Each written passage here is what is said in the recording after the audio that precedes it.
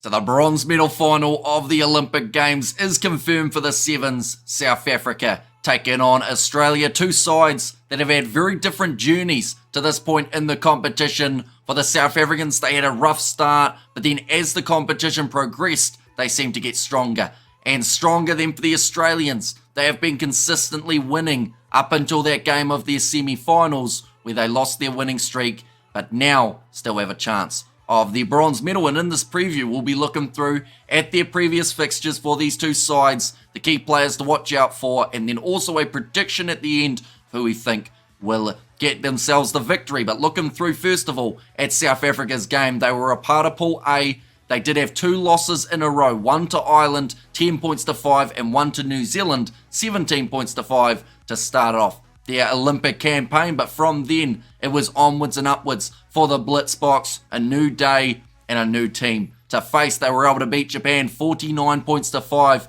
to book themselves a spot through to the quarterfinals. And in the quarterfinals, they found themselves up against New Zealand, a side that they had already faced in this Olympics competition, except this time they had a much better performance, winning at 14 points to 7. Defense was solid throughout that contest, and it looked like they had some good momentum heading forward into their semi-final, where they would be taking on the French. But in that game, South Africa only scoring the one try, getting themselves 5 points to the French 19. Now, the first half of that contest, there was very much a feeling out process between those two sides. It was 0-0 after the 7 minutes, a lot of handling errors, a lot of penalties being conceded, but that was mainly because of the wet conditions. Sadly, not as nice as the weather has been for the other days of the Sevens at the Stade de France. It was raining relatively heavily, and sadly that did mean that we got a bit more of a scrappier game than we would have liked to see. For the semi-finals in the second half,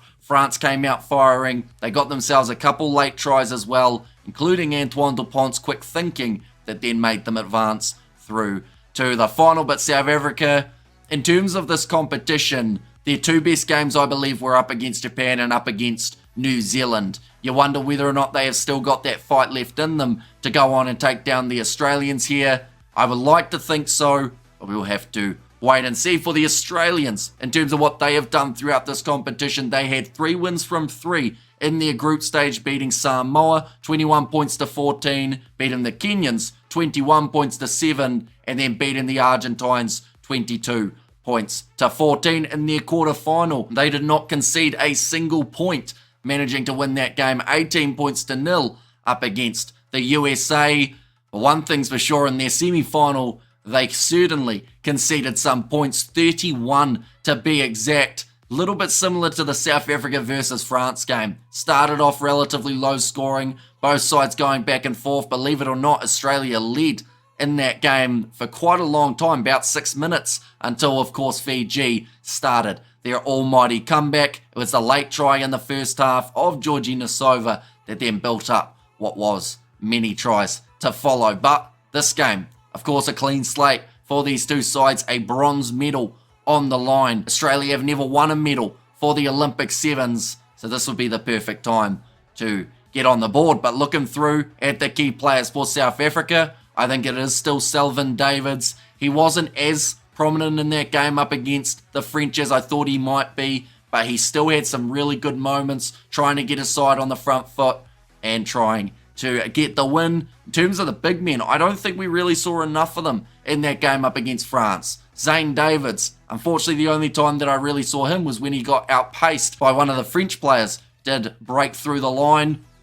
Mpiweza, didn't see a huge amount of him other than a really good tackle that he made near the touchline. And then I think that Ryan Oosthuizen, it was probably one of his better games of the Sevens circuit, but just wasn't quite able to have that big impact. In terms of the backs though, these are the players that they will certainly want to get involved. Shilton van Wyk gave away a couple penalties up against the French, including that last one where he was offside that eventually led to France getting their final try. And I do think Roscoe Speckman has had a bit of an underrated competition. He's been very solid for the South Africans. For the Australians, Henry Hutchinson, I don't think that he did anywhere near as much as he wanted to up against the Fijians. But the fact that this is going to be his 3rd Olympic Games for the Sevens side of things, he really wants that medal, and he knows that this might be his last chance to be able to do so. So he will work extremely hard, I believe, throughout this game. In terms of the other Australians to watch out for, Nick Maloof,